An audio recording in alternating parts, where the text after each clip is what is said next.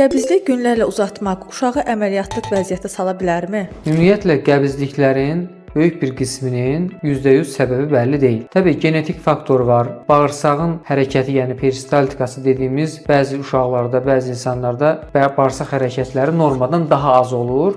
Bəzilərində isə daha yüksək səviyyədə olur və buna görə də qəbiz olan insanların əksəriyyətində bir genetik meyillik olur. Bəzi qrup uşaqlarda xüsusilə ən sıx səbəb qida faktorudur. Fast foodlar, sağlam olmayan qidalar, paketləşdirilmiş qidalar qəbizlik üçün bir səbəbdir. Uşaqlarda qəbizliyin cərrahiyyə səbəbləri çox az faizdir.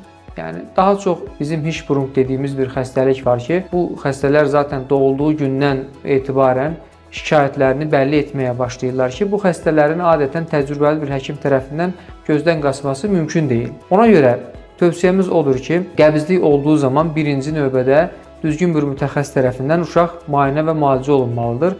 Hər qəbizliyi əməliyyat etmək doğru deyildir.